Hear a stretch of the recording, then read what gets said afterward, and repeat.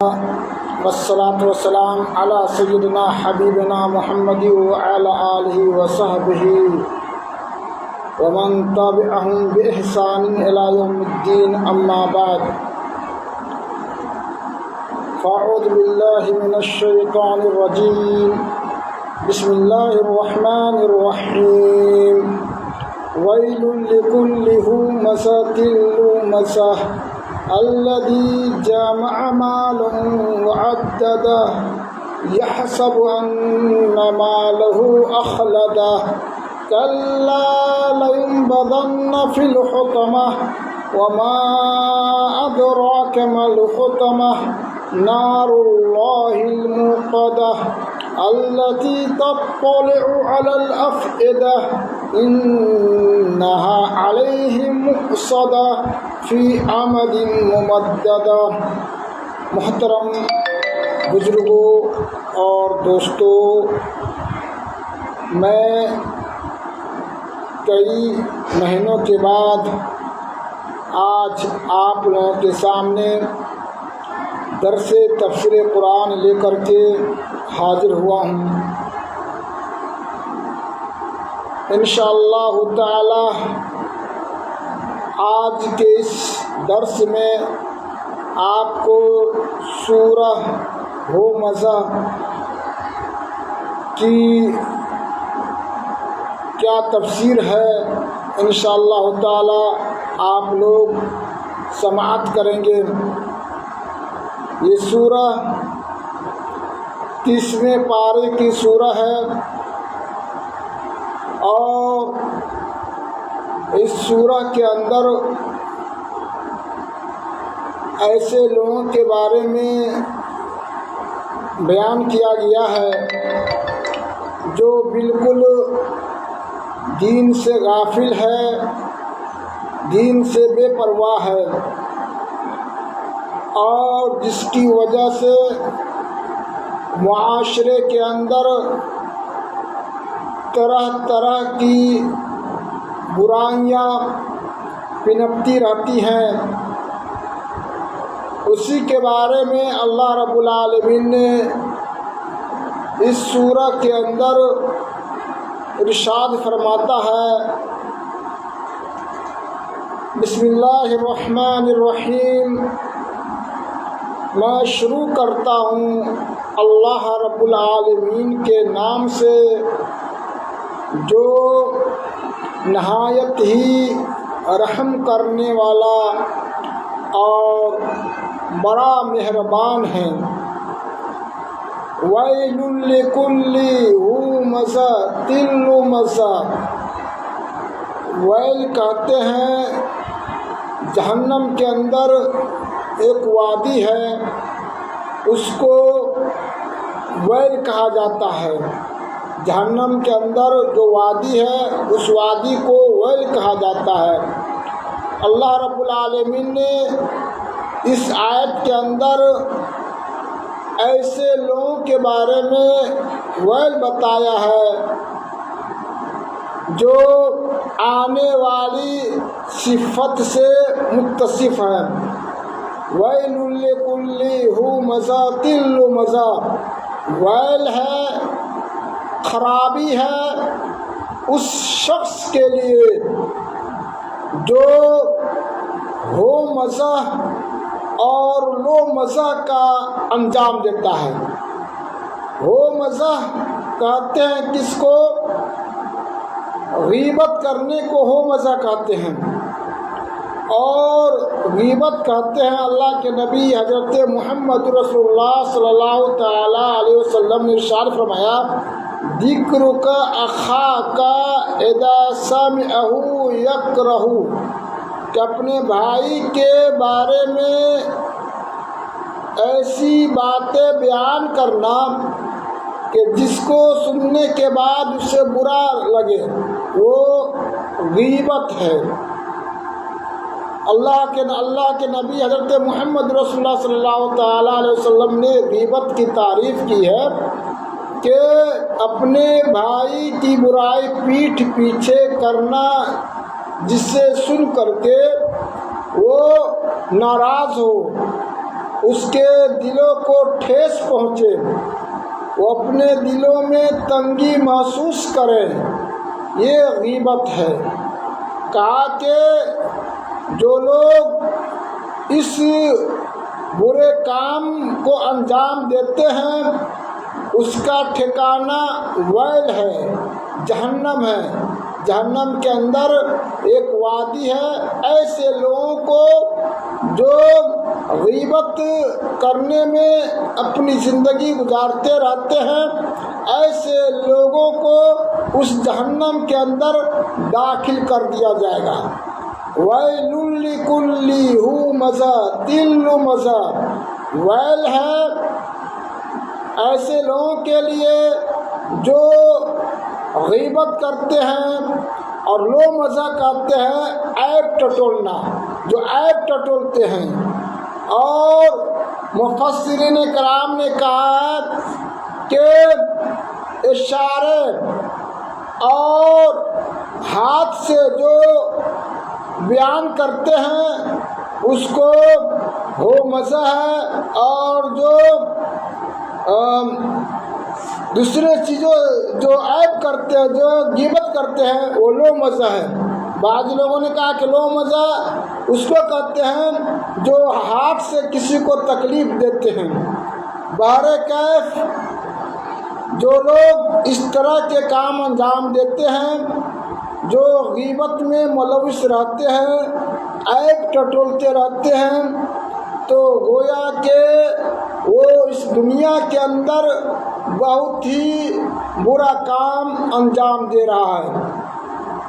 اللہ کے نبی حضرت محمد رسول اللہ صلی اللہ تعالیٰ علیہ وسلم نے ارشاد فرمایا، صحابہ کرام سے کہا کہ اے میرے ساتھیو، ہل تدرون من المفلس، کیا تم کو پتہ ہے کہ مفلس کس سے کہتے ہیں؟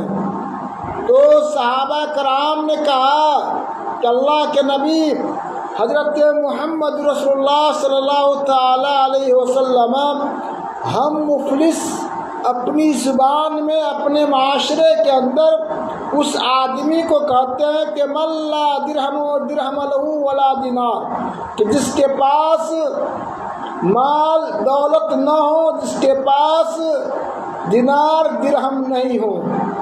تو آپ صلی اللہ تعالیٰ علیہ وسلم نے کہا کہ وہ آدمی مفلس نہیں ہے، بلکہ حقیقت میں مفلس وہ ہے کہ بروز قیامت بہت ہی زیادہ نیکی کما کر کے اللہ رب العالمین سے ملاقات کر رہا ہوگا، اور وہ اپنی نیکیوں کے انبار کو دیکھ کر کے اندر اندر بہت ہی زیادہ مسرور نظر آ رہے ہوں گے، بہت خوش نظر آ رہے ہوں گے۔ اتنے ہی میں ویاتی ہادا، اتنے ہی میں ایک آدمی آئے گا اور رب سے اس کے بارے میں شکوہ کرے گا، شکایت کرے گا، شتمنی ہادا وقذفنی ہادا، اس طرح کہ اللہ کے نبی، اللہ رب العالمین یہ تو بہت ہی زیادہ نیک اور پارسا اور متقی دنیا کے اندر کہلاتا تھا، لیکن اس کے اندر ایک برائی یہ تھی کہ مجھے جو ہے گالی دیا کرتا تھا، مجھے مارا کرتا تھا، مجھے پیٹا کرتا تھا۔ اسی طرح سے اس کی نیکی کو لے کر کے جو شاکی ہوگا اس کے کھاتے میں دے دیا جائے گا، اس کے میزان میں دے دیا جائے گا۔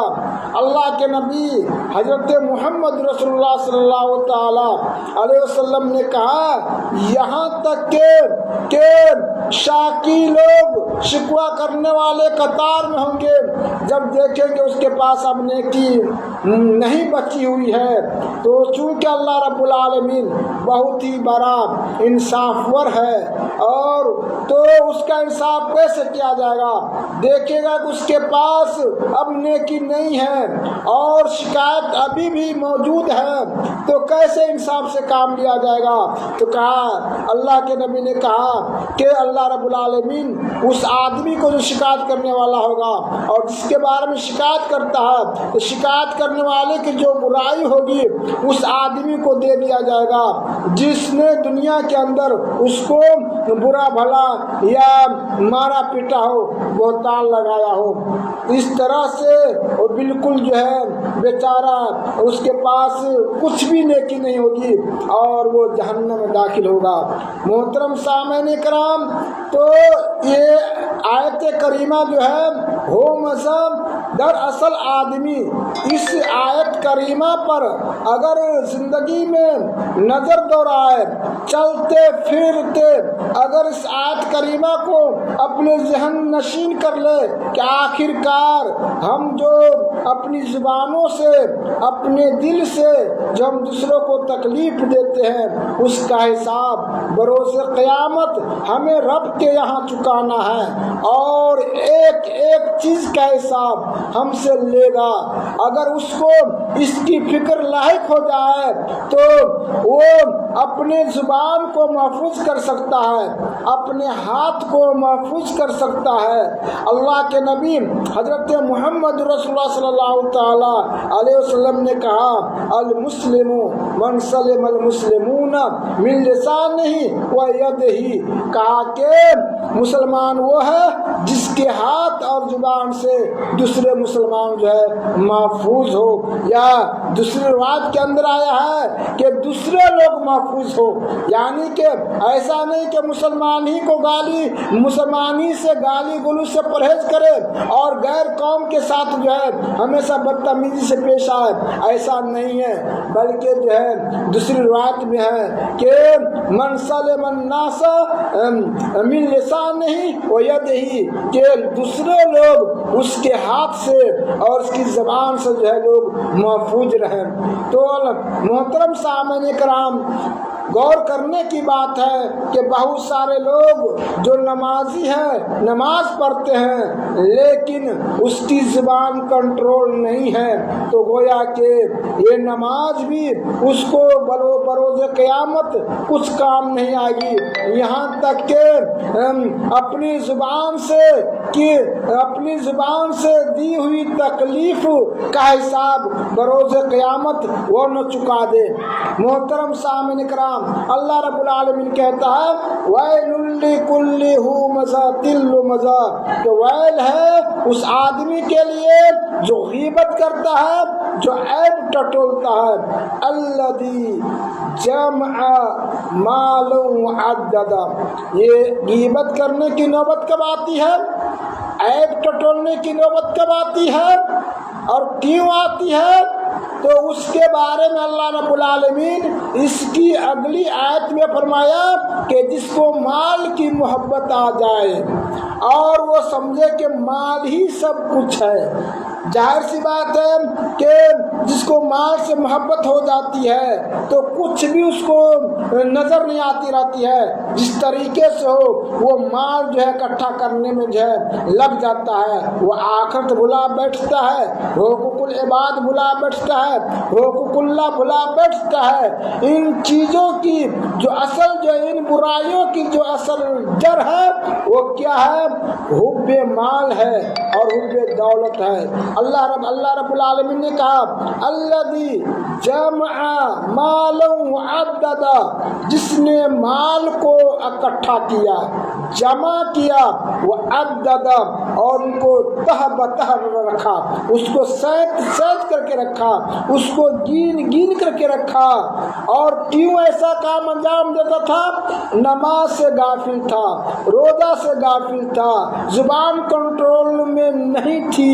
کیوں؟ تو مال کی محبت سے، اور ان کی اس طرح سے مال سے محبت ہو گئی تھی کہ اللہ رب العالمین نے اس کی کیفیت جو ہے اس کی اگلی آیت میں ارشاد فرمایا الذی جمع مالہ وعددا یحسب ان مالہ اخلدا۔ ان کو یہ گمان تھا کہ جو اپنے ہاتھوں سے حلال و حرام بغیر پرواہ کیے ہوئے جو مال کو اکٹھا کر کر رہا ہے اس کو یہ گمان تھا کہ سدا کے لیے اس کا مال اس کے پاس جو ہے برقرار رہنے والا ہے، ہمیشہ رہنے والا ہے۔ یحسب ان مالہ اخلدا، کہ انہیں گمان تھا اس کا مال جو ہے ہمیشہ اس کے پاس جو ہے رہے گا۔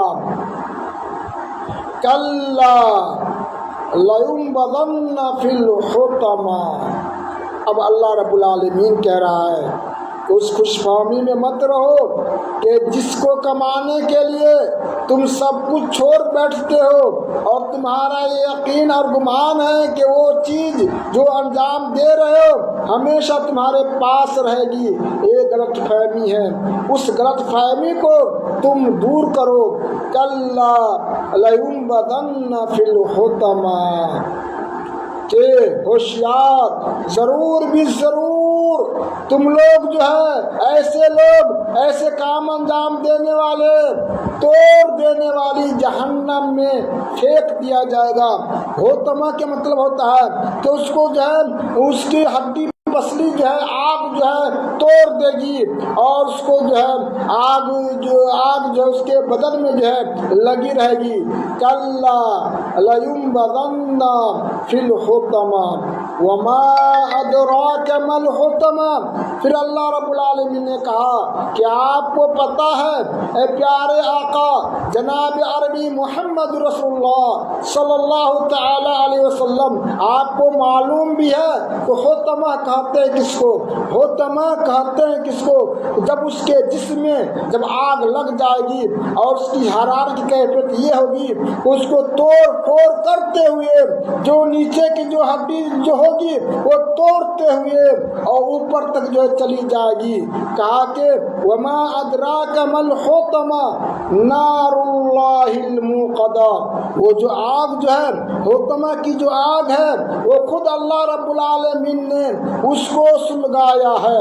اللہ رب العالمین کی سلگائی ہوئی آگ ہے، اس آگ سے اس کو جو ہے عذاب جو ہے دیا جائے گا۔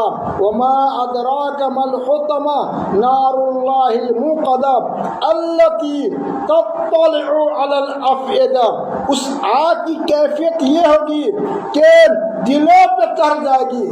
اس دنیا کے اندر بھی آگ کے اندر حرارت ہے، لیکن جسم انسان کے جسم میں جب آگ لگ جاتی ہے تو اس کا انتقال فوراً ہو جاتا ہے، یعنی کہ وہ دل پہ بھی آگ نہیں پہنچتی ہے، اس سے پہلے ہی اس کا انتقال ہو جاتا ہے۔ دنیا کی حرارت کو وہ نہیں برداشت کر بیٹھتا ہے اور چند منٹ میں دم توڑ دیتا ہے۔ آخر اللہ رب العالمین نے کہا کہ کیوں اس کے دلوں پر چڑھ جائے گی، اللہ رب العالمین اس کو جہنم میں داخل کرے گا، جہنم کے عذاب میں داخل کرے گا اور آگ سے اس کو عذاب دے گا، تو وہاں موت کی کوئی گنجائش نہیں ہے۔